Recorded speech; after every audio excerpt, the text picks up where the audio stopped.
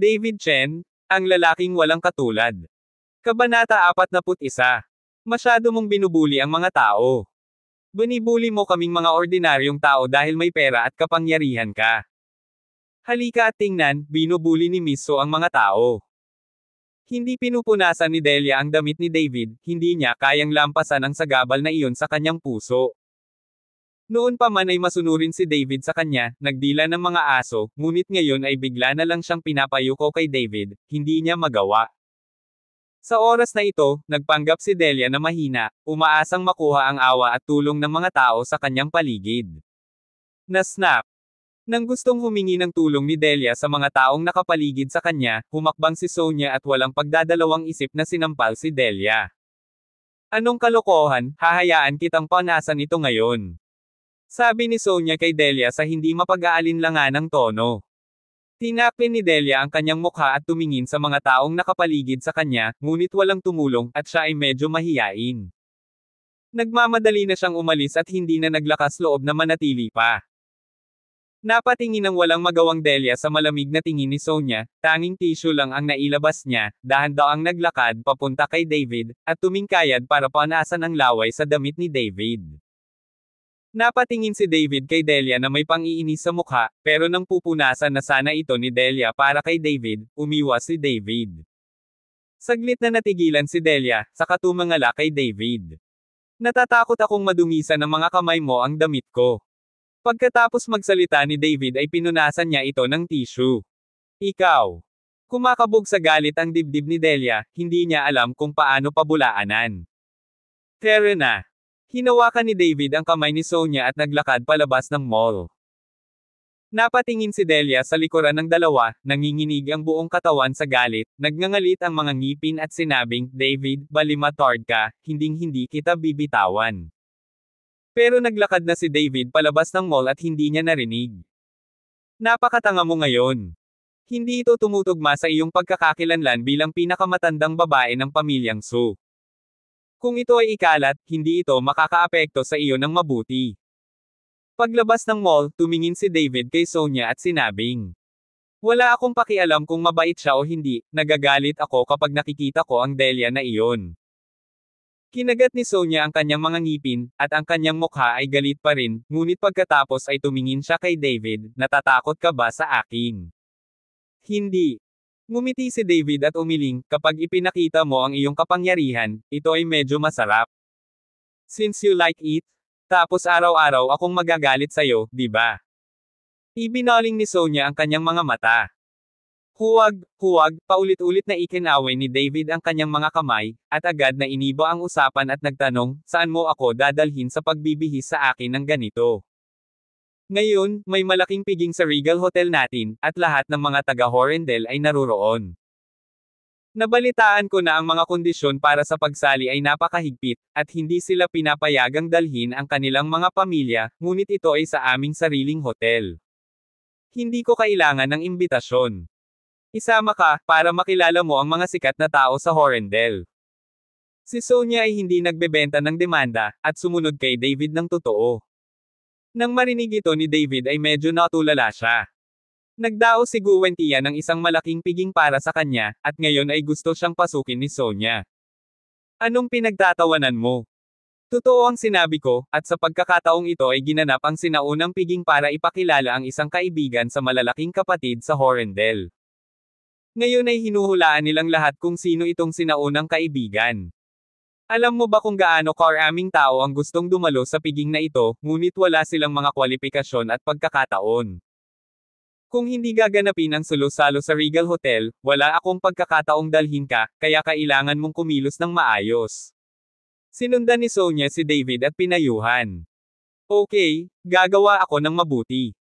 Napangiti si David, hindi niya sinabi kay Sonia ang totoo, gusto lang niya itong supresahin. Bago niya namalayan, naramdaman din ni David ang pagbabago ng kanyang puso kay Sonia.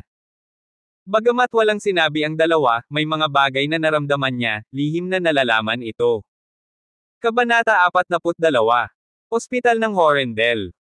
Nagmamadaling lumapit si Xiaoyan, hinagisan ng suit si Jordan at sinabing, isuot mo ang iyong damit at sundan mo ako.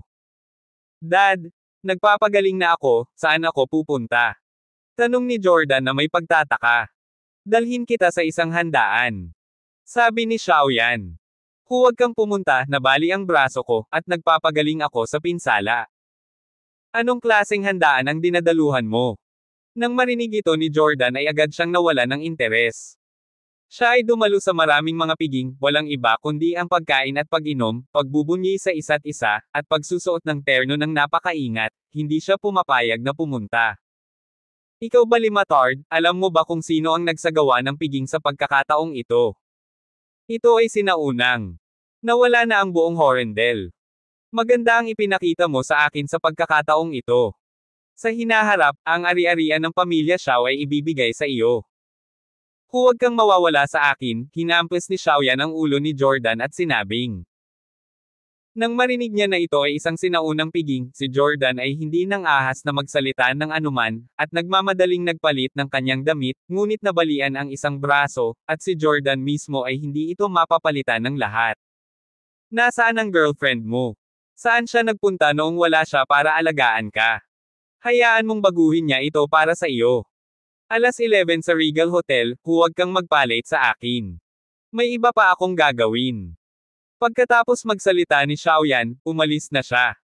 Tiningnan ni Jordan ang oras at hindi na naglakas loob na magantala. Tinawagan niya si Delia at diretsyong tinawagan si Delia. Sa ganap na 10:30 ng tanghali, ang buong Regal Hotel ay puno ng mga mararangyang sasakyan, at ang mga taong may dignidad sa politika at negosyo ay maagang dumating. Binati nila ang isa't isa, pagkatapos ay kinuha ang mga imbitasyon sa kanilang mga kamay at sunod-sunod na pumasok sa hotel. Gayunpaman, ang mga kasamang miyembro ng pamilya ay maaari lamang maghintay sa labas ng hotel. Ang dahilan kung bakit inimbitahan lamang ni Gwen Tian ang mga helmsman ng bawat pamilya o departamento para sa piging na ito ay upang mabawasan ang bilang ng mga tao sa handaan. Natatakot siya na baka maraming tao at magkagulo, at naiinis si David. Lumapit din si Jordan na nakahawak ang isang braso sa likod, habang inalalayan siya ni Delia. Nang makita ang napakaraming bigwig sa eksena, halos lumundag ang puso ni Delia sa kaba. Tumayo ka dito para sa akin, huwag mo akong guluhin, sa pagkakataong ito ay hindi ordinaryong tao. Pinayuhan ni Xiaoyan si Jordan. Dad, hindi ako papasok. Natigilan si Jordan at tinawag siya, ngunit hindi siya pinapasok.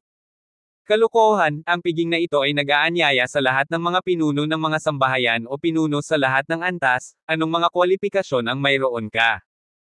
Pinandilatan ni Xiaoyan si Jordan at sinabing. Biglang nalungkot si Jordan, huwag mo akong papasukin, bakit mo ako pinatawag dito? Mamamatay ako sa sunburn. Sa pakikinig sa mga salita ni Jordan, talagang gustong bigyan siya ni Xiaoyan ng dalawang sipa. Napakaraming tao ang naghihintay sa labas. Hindi kaya lahat ng ito ay mga tanga.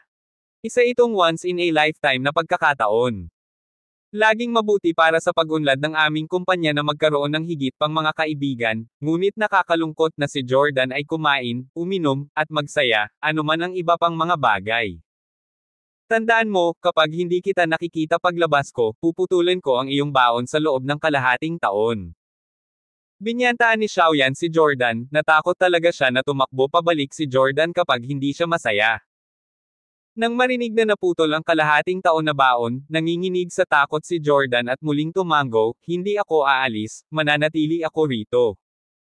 Pumasok si Xiaoyan sa hotel ng may kumpiyansa, sina Jordan at Delia ay nakakapagpainit lamang sa araw sa pintuan. Sa oras na ito, dumating din sina David at Sonia. Hintayin mo ako dito, mag-aayos ako, at papasok tayo sa likod ng pinto maya-maya. Pagkababa ng sasakyan, sabi ni Sonia kay David. Tumango si David.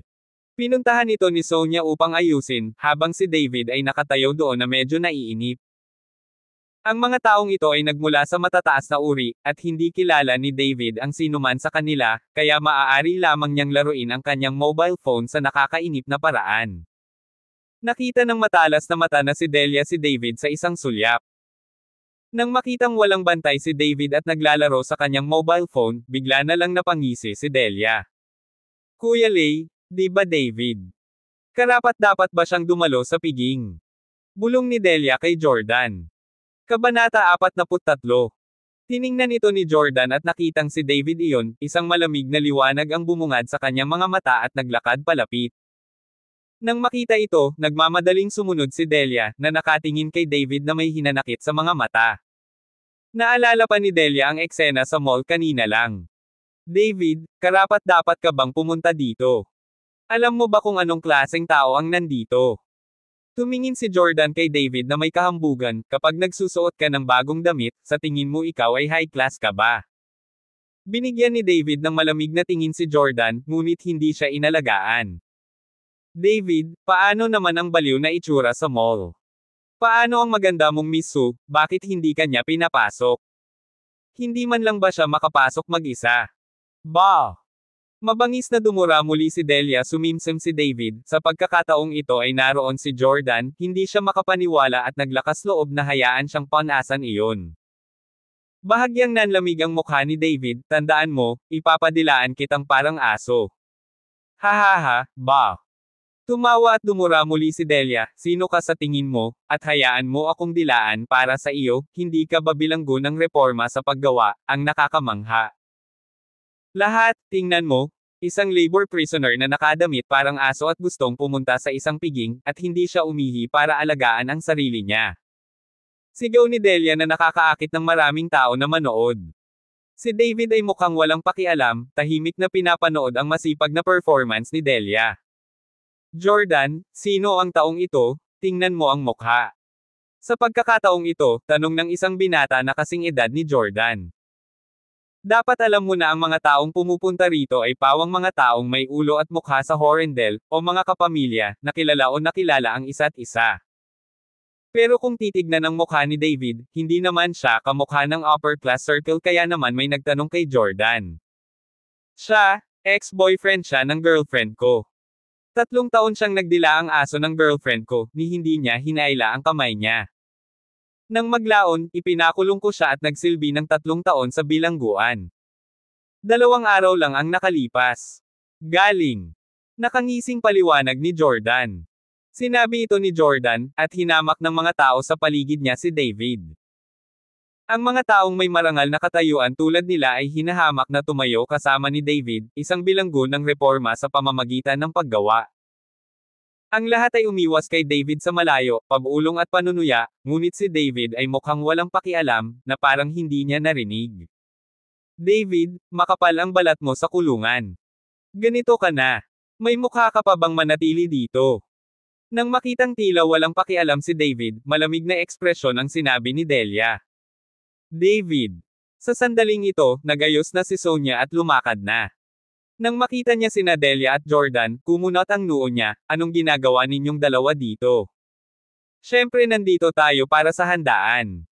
Pagmamalaki ni Delia. Sa tabi ni Jordan, hindi niya kailangang matakot kay Sonia. Paft, natawa si Sonia nang marinig niya ito, bakit hindi ka pumasok sa handaan?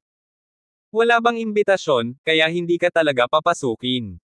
Ibinuka ni Delia ang kanyang bibig, ngunit hindi umimik, dahil hindi talaga sila makakapasok ng walang imbitasyon. Nang makita ni Sonia ang namumungay na hitsura ni Delia, bahagyang itinaas ni Sonia ang gilid ng kanyang bibig, hinawakan ang kamay ni David at sinabing, halika, pasok na tayo. Nang makitang papasok sina Sonia at David, nagulat si Delia, may mga imbitasyon ka ba? Hindi ko sasabihin sa iyo. Sabi ni Sonia na may pagmamalaki ng ngiti. Mamamatay na sana si Delia sa galit, ngunit nang makita niya sina Sonia at David na naglalakad patungo sa pintuan sa likod, agad siyang nag-react, Kuya Lay, may balak silang pumasok mula sa likuran, at wala silang imbitasyon. Nalaman din ito ni Jordan, at nagmamadaling humakbang para pigilan sina David at Sonia, wala kayong imbitasyon, paano kayo nakalusot sa likod ng pinto, gusto ko kayong i-report.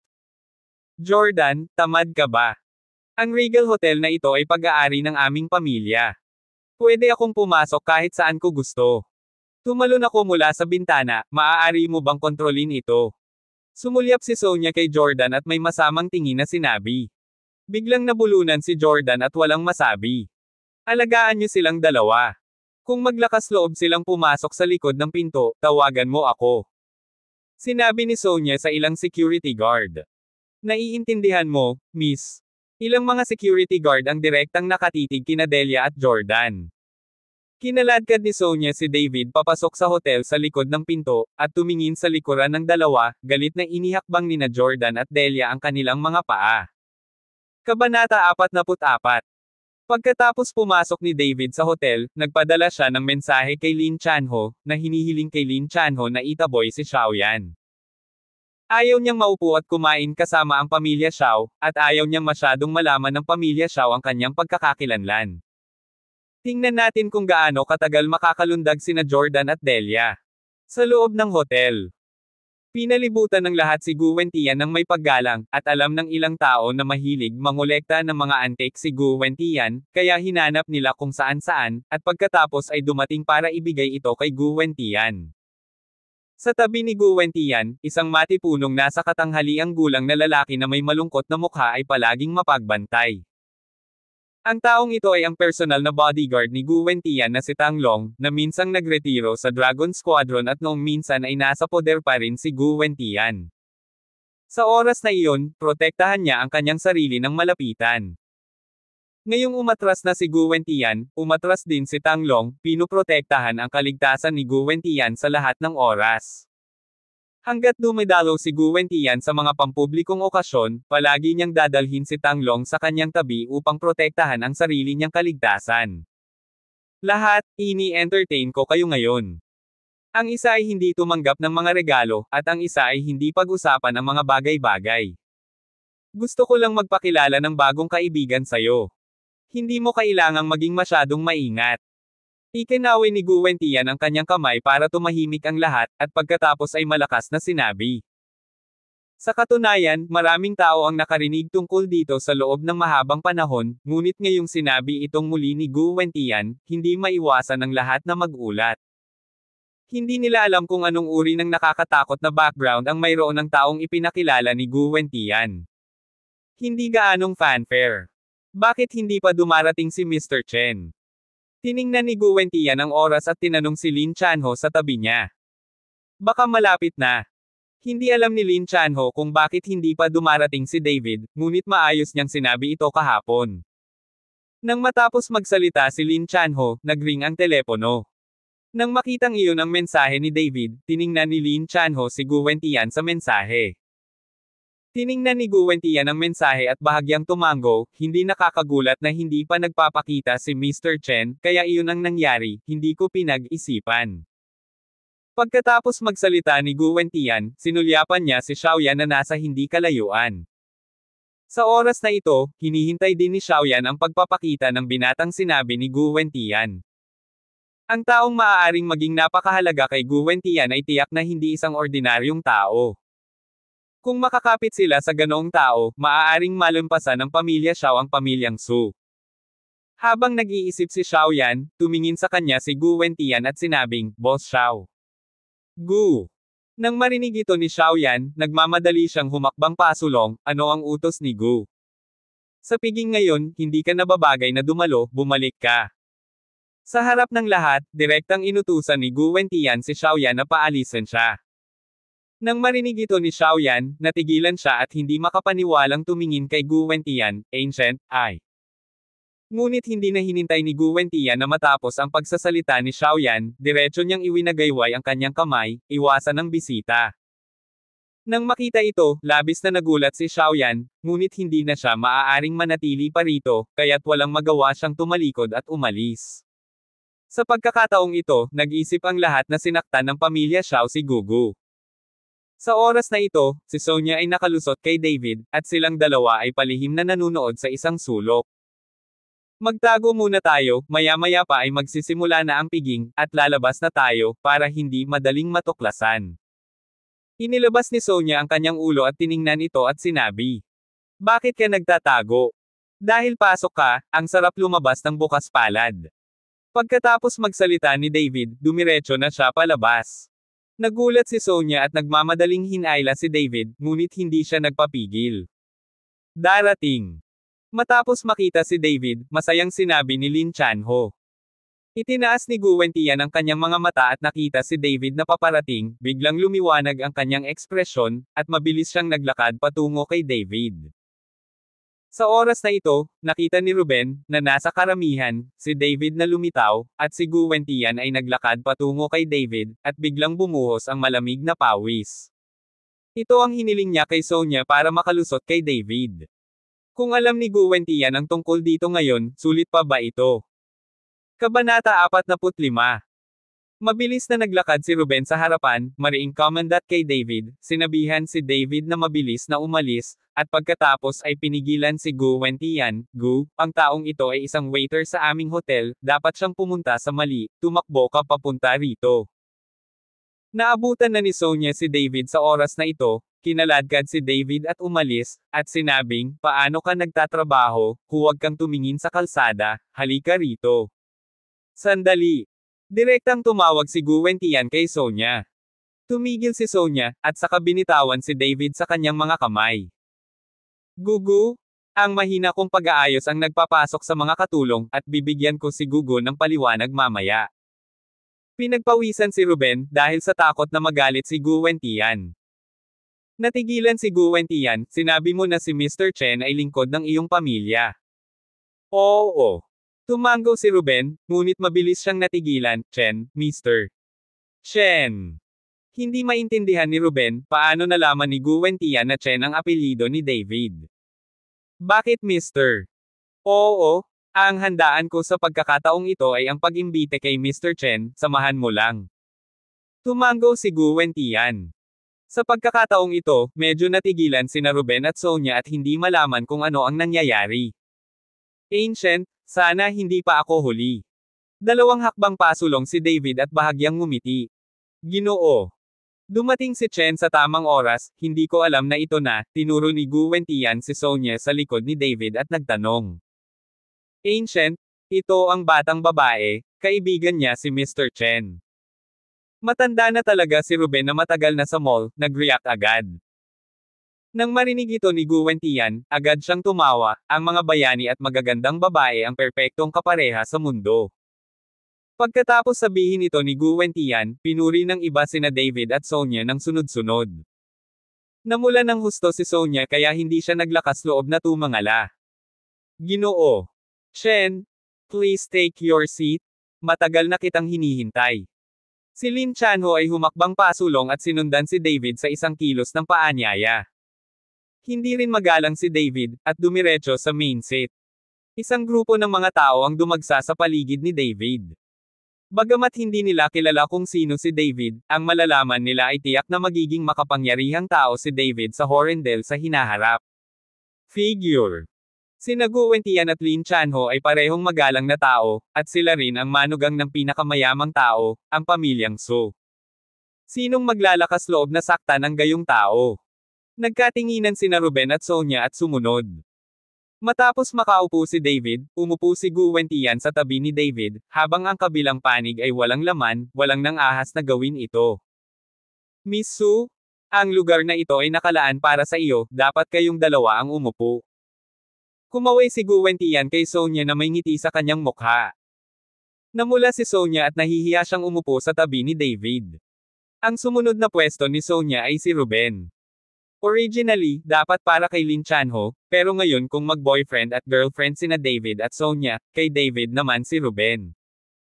Matandang lalaki, si Lin Chanho ay huwag ng ahas na umupo sa ibabaw ni Ruben. Matapos makaupo ang lahat, kinuha ni Gu Wentian ang isang baso ng alak at sinabi kay David, Mr. Chen, itong unang baso ng alak, ako ang unang say saludo sa iyo. Alam na alam ni Gu Wentian na pagkatapos niyang i-toast ang unang tasa ng alak, hindi na niya kailangang asikasuhin ang iba pang bagay.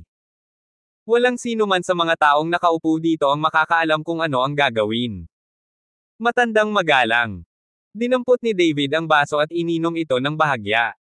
Nang ibaba ni David ang kanyang baso ng alak, biglang natigilan si Gu Wentian, dahil nakita niyang niluwa na talaga ang bagong-bagong suit ni David. Ginoo. Chen, ang damit mo ay. Itinuro ni Gu Wentian ang dress sa damit ni David at nagtanong. Ito ay noong nasa labas ako at iniluwa ako ng 2 beses ng isang taong walang kalidad. Mahinang sabi ni David. Sino ang matapang na dumura kay Mr. Chen? Galit ang mukha ni Gu Wentian, napunta ang kanyang mga mata sa lahat ng naroroon. Dapat mong malaman na ang mga taong iyon sa labas ay nakaupo sa mga miyembro ng pamilya na dinala ng mga taong ito, kaya titingnan ni Gu Wentian ang mga taong naruroon. Sa pagkakataong ito, biglang tumibok ang puso ng bawat isa, at patuloy na nagpapala ang kanilang mga puso, umaasang hindi sariling pamilya ang may gawa nito. Abangan ang susunod pang mga kabanata ng David Chen, ang lalaking walang katulad. Abangan ang susunod pang mga kabanata ng David Chen, ang lalaking walang katulad. Please subscribe to my YouTube channel and don't forget to like and share. Thanks for watching.